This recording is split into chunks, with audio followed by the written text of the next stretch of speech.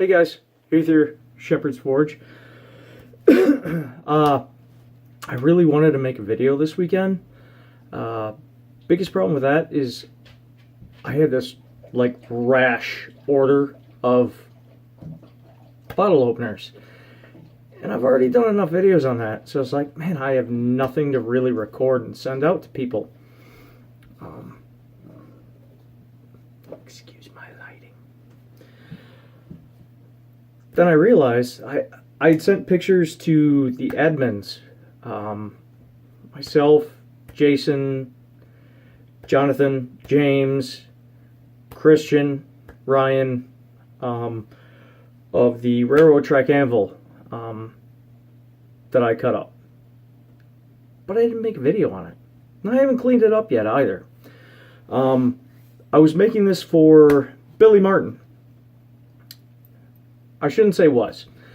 Billy threw his hat in the ring for a nomination for first quarter giveaway. And I talked over the admins, and they're like, I asked them, like, well, should I send them this, or should I wait until we decide on a winner? And they're like, dude, just wait, because, I mean, he threw his hat in the ring, so don't send him a railroad track anvil if he's going to get a real anvil, which makes sense. But I wanted to show you guys what I did. I have the pleasure and displeasure of working with my best friend. He's a great guy. I've known him over 12 years. I was the best man at his wedding. We work together, and he's a surgeon with a plas cutter. And while I wanted to do a lot of the work on this with either the water jet that we have at work or the automated plas cutter we have at work, the heads would not raise high enough to work on this. These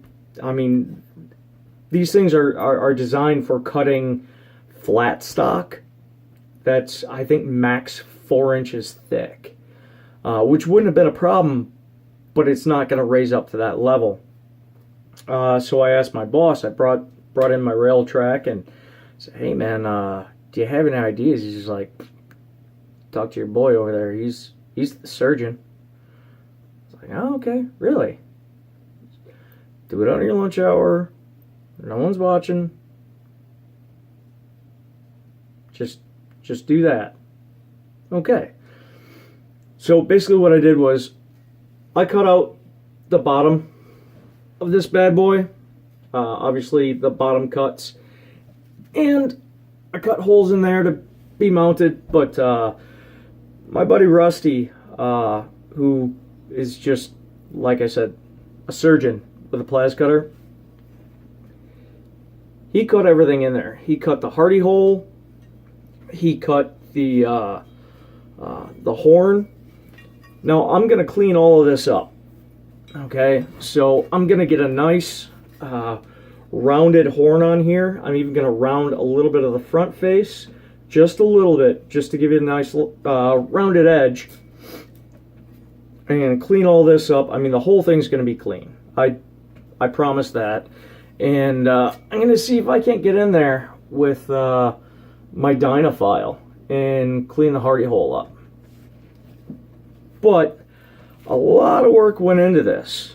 A lot. And if Billy ends up being the guy who receives our first quarter package, then he won't need this. In which case, I will send this off to our second quarter winner or whoever. You know, I'll forge it forward. You know, but I think this is going to make a nice anvil for somebody.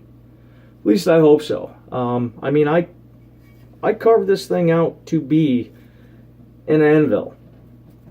I lost about 5 pounds in the cutouts, which sucks, and I had planned on cutting a flat face all the way across one side, but I didn't want to lose all that weight, so I figured that backside is cut super smooth.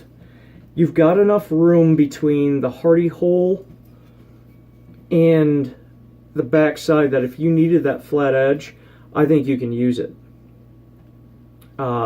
So this has just got a rounded edge, flat face, and then I'll work this belly right here. I'll round that out. I'm pretty damn good with an angle grinder. I'll get this all worked out, and I just wanted to show you guys the rough cut of this, and when I'm done, I hope you see something that's it's like, holy crap, I didn't know you could do that with a railroad track. Obviously, not everybody has access to a plas cutter. I do. I have access to an industrial mobile plas cutter, which is how I was able to do this. Because normally, cutting through steel that thick, that hard, it's not an easy task. And my buddy is just like, challenge accepted. So that was cool, and he was happy to get on board to help out because he knows how much that this means to me. Helping others out and bringing this love of craft, of blacksmithing, to somebody who really needs it, really wants it. It's a big deal. It's a big deal to me. It really is. So anyway, I just wanted to show you guys this. Sorry I didn't post a video this weekend, but like I said, I had a rash of like bottle openers I had to make, like a lot of them. So I didn't want to bore you with that.